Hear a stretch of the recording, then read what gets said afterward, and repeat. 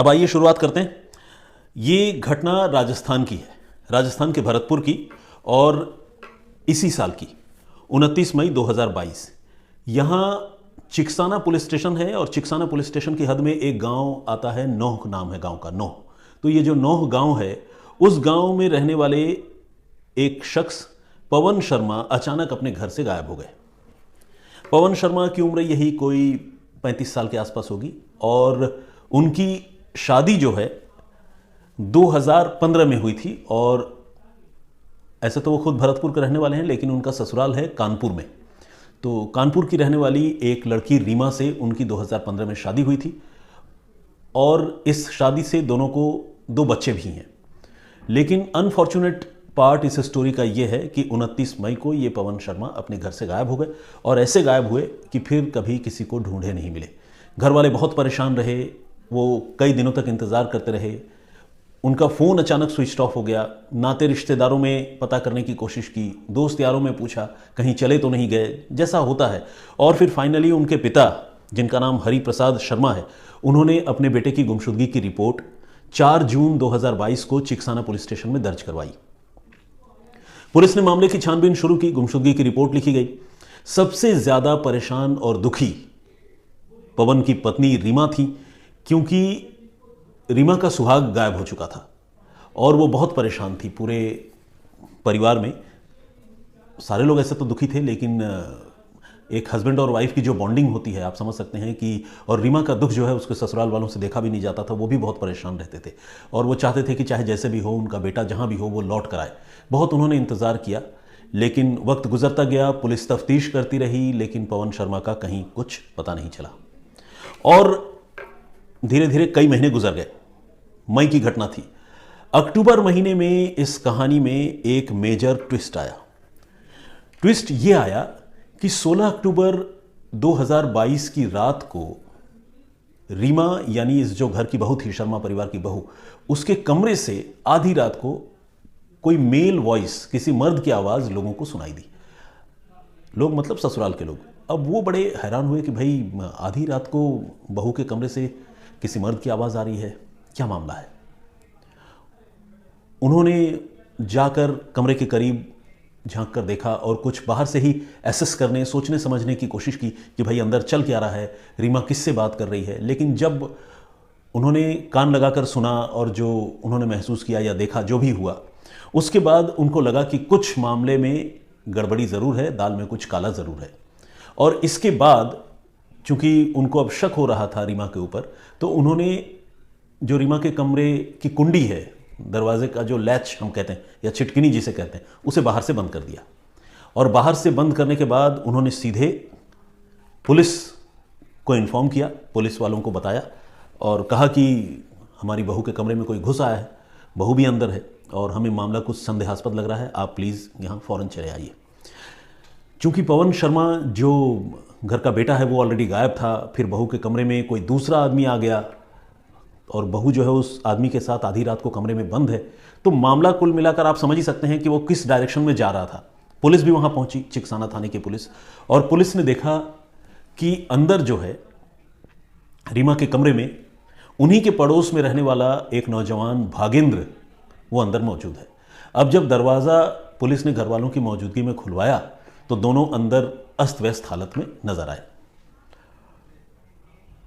बवाल मच गया पूरे परिवार में कि भाई पड़ोस का लड़का बहू के कमरे में आधी रात को क्या कर रहा है। घर वालों का जो गुस्सा था, जो ठुकाई पिटाई वाली बात थी, वो सब जो होना था वो तो हुआ। उसके बाद पुलिस जो है इन दोनों को थाने लेकर गई। इधर शर्मा परिवार को अब ये लगने लगा कि इस पूरे एपिसोड का हमारे बेटे पवन शर्मा की गुमशुदगी से कोई ना कोई ताल्लुक, कोई ना कोई रिश्ता ज़रूर है। उन्होंने अब थाने में जो गुमशुदगी की तहरीर दी थी, उस तहरीर में उन्होंने अपनी बहू का भी नाम जुड़वाया और साथ में जो बहू का प्रेमी था, पड़ोसी जो पकड़ा गया था कमरे के अंदर, भागेंद्र, उसका भी नाम जुड़वाया और कहा कि हमें अब पूरा यकीन है कि हमारा बेटा पवन शर्मा जो है उसको इन्हीं दोनों ने गायब किया है। तो आपसे गुजारिश है कि आप प्लीज़ छानबीन करके पता कीजिए कि इन दोनों का हाथ वाकई उस गुमशुदगी में है कि नहीं। एक तरह से ये दोनों रेड हैंडेड पकड़े गए थे। इसके बाद पुलिस ने दोनों को थाने में बुलाया और बुलाने के बाद पूछताछ चालू की। पकड़ कर ले जाने के बाद भागेंद्र तो टूटा नहीं, पड़ोस का रहने वाला नौजवान, लेकिन रीमा जो है वो पुलिस की सख्ती और पुलिस के साइकोलॉजिकल ट्रीटमेंट के आगे और सस्टेन्ड इंटरोगेशन के आगे वो टूट गई और उसने टूटने के बाद ये कबूल कर लिया कि उसके पति की गुमशुदगी के पीछे किसी और का नहीं बल्कि खुद उसका और उसके पकड़े गए प्रेमी भागेंद्र का ही हाथ है। तो रीमा ने यह बात बताई कि उसी ने अपने पति को न सिर्फ गायब कर दिया है बल्कि अपने प्रेमी भागेंद्र के साथ मिलकर उसकी हत्या भी कर दी है। पुलिस जिस मामले को इतने दिनों से सुलझाने की कोशिश कर रही थी, फाइनली पुलिस उस मामले को सुलझाने में कामयाब हो गई और कातिल कोई और नहीं बल्कि घर में ही छुपा था और कातिल उसकी बीवी थी जो खुद अपनी जुबान से अपने पति के कत्ल की बात कबूल कर रही थी। अब पुलिस ने रीमा और भागेंद्र से और ज़्यादा सख्ती की और पूछा कि कैसे तुमने गायब किया, क्यों गायब किया, और आज की तारीख में अगर तुमने मान लो पवन शर्मा की जैसा तुम बता रही हो कि तुमने हत्या कर दी है तो उसकी लाश कहां पर है।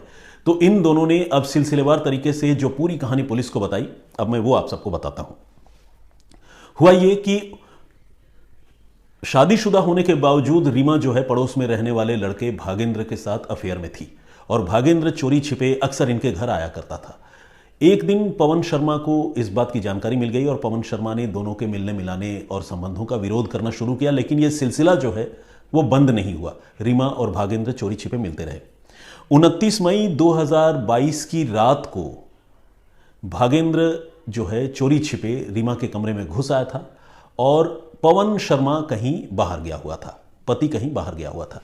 अब जब पति घर लौटा तो पति को जोर का झटका लगा।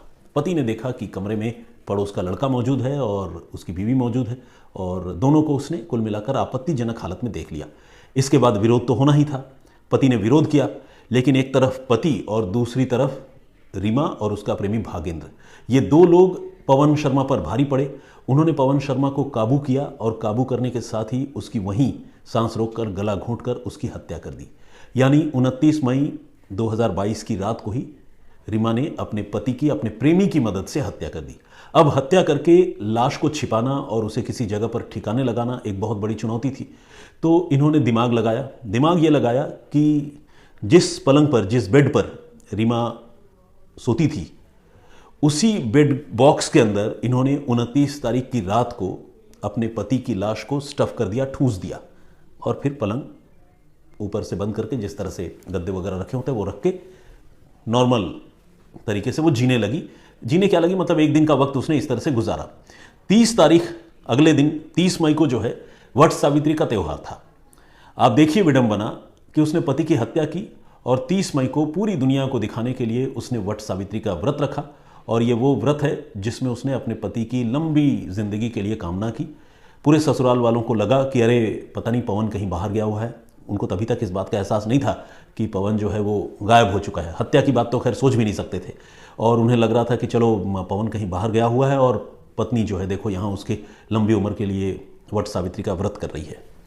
तो पत्नी ने भी, यानी रीमा ने भी पूरे ससुराल पर एक अच्छा इंप्रेशन देने की कोशिश की और उसमें वो कामयाब भी हुई। लेकिन इसके बाद पवन शर्मा तो लौट कर आया नहीं, उसकी तो हत्या हो चुकी थी। ससुराल वाले परेशान रहे कि पता नहीं हमारा बेटा कहाँ गया। ढूंढ मच गई, सारे लोग तलाश करने लगे, फिर पुलिस के पास गए, वो सारी बातें आप जानते हैं। इन्होंने पुलिस को यह बताया कि एक दिन लाश वहां पर रही और अगले दिन रात को, यानी 30 तारीख, वट सावित्री वाले दिन ही 30 तारीख की रात को रीमा ने अपने प्रेमी भागेंद्र के साथ मिलकर अपने पति पवन की लाश उस बेड बॉक्स से बाहर निकाली और बाहर निकालने के बाद किसी तरह एक गाड़ी में लाद करके दोनों ने वो लाश पास ही बहने वाले एक नहर में जाकर फेंक दी। और इस तरह से उन्होंने एक दिन हत्या की और दूसरे दिन लाश निपटा डाली। 29 और 30 तारीख को यह सब कुछ हो गया, किसी को कानो कान भनक नहीं हुई। इसके कई दिन बाद 4 जून को जाकर गुमशुदगी की रिपोर्ट दर्ज हुई। उसके बाद पुलिस ढूंढती रही, घर वाले परेशान रहे, लेकिन जो मर चुका था, दुनिया से दूर जा चुका था, जिसकी लाश नहर में डाली जा चुकी थी, वो भला कहाँ से लौट कर आता। तो वो लौट कर नहीं आया। लेकिन इसके बाद जो कहानी में ट्विस्ट आया, बहू और प्रेमी पकड़े गए, वो सब आप जानते हैं। इस तरह से पुलिस ने फाइनली इनको गिरफ्तार कर लिया। अब पुलिस के पास बड़ी चुनौती ये थी कि जो लाश नहर में बहा दी गई, फेंक दी गई, वो लाश गई कहाँ, क्योंकि उस घटना को भी अब काफ़ी लंबा वक्त गुजर चुका था। कहाँ 29 मई की घटना और कहाँ 16 अक्टूबर को उनका पकड़ा जाना। तो इसके बाद पुलिस ने भागेंद्र के और रीमा के कहने पर, उनकी निशानदेही पर, पुलिस ने उस नहर में जाकर तलाशी अभियान की शुरुआत की। गोताखोर बुलाए और इतने दिन बाद नहर के पानी से लाश तो बरामद नहीं हो सकती थी, लेकिन हाँ, हड्डियों के कुछ टुकड़े, जहाँ पर वो लाश डाली गई थी, फेंकी गई थी, वहाँ पर हड्डियों के कुछ टुकड़े पुलिस को मिले, हड्डियों के कुछ हिस्से मिले। और इसके अलावा पवन ने जो पैंट पहन रखी थी वो पैंट जो है उस नहर में मिली। और साथ ही लाश के साथ ही पैंट की जेब में शायद आधार कार्ड भी था, वो आधार कार्ड भी पुलिस ने रिकवर किया। तो इस तरह ये जो दो कातिल हैं, इनकी निशानदेही पर लाश के अवशेष जो हैं वो पुलिस के हाथ लगे। और साथ ही इस मौत की, पवन शर्मा के मौत की, जो मरा उसकी आइडेंटिटी भी उस आधार कार्ड के जरिए एस्टैब्लिश हो गई। अब जाहिर है भरतपुर की पुलिस या तो इस मामले को कंक्लूसिव एविडेंस के तौर पर पेश करने के लिए, हो सकता है कि नहर से जो लाश बरामद हुई है उसकी डीएनए सैंपलिंग कराए, उसकी जांच कराए और इस्टेब्लिश करे कि हाँ ये पवन की ही लाश है। और अगर भरतपुर की पुलिस ऐसा नहीं भी करती है, मान लीजिए आधार कार्ड अगर उस पानी से रिकवर हुआ है पवन शर्मा की निशानदेही पर, इस एविडेंस पर भी जो है उन दोनों को माफ़ कीजिएगा, भागेंद्र की निशानदेही पर, इस एविडेंस पर भी प्रेमी भागेंद्र को सज़ा हो सकती है और साथ में जो उसकी पत्नी है रीमा, उसको भी सज़ा हो सकती है। तो इस तरह एक पत्नी जो किसी दूसरे लड़के के साथ अफेयर में इन्वॉल्व थी, शादीशुदा थी, 2 बच्चों की माता थी, उसने इतनी जघन्य हत्याकांड को अंजाम दिया। और न सिर्फ हत्या की और पति की लाश निपटाई, बल्कि हत्या करने के फौरन बाद वो वट सावित्री का व्रत रख के पूरी दुनिया को गुमराह कर रही थी कि वो अपने पति के लिए लंबी उम्र की कामना कर रही है। तो इस दुनिया में कैसे कैसे लोग हैं। वो कहते हैं ना कि जब भी किसी को देखना हो बड़े गौर से देखना, एक चेहरे में छुपे होते हैं कई कई चेहरे। तो एग्जैक्ट शेर की पंक्तियां तो मुझे याद नहीं, लेकिन यह हकीकत है कि इस दुनिया में लोग जो है, बहुत सारे लोग, सारे लोगों के लिए मैं नहीं कहूँगा, बहुत सारे लोग नकाब ओढ़ कर रहते हैं। और रीमा ने भी वैसा ही नकाब ओढ़ रखा था, लेकिन यह नकाब जो है खुल गया आखिरकार और वो पकड़ी गई।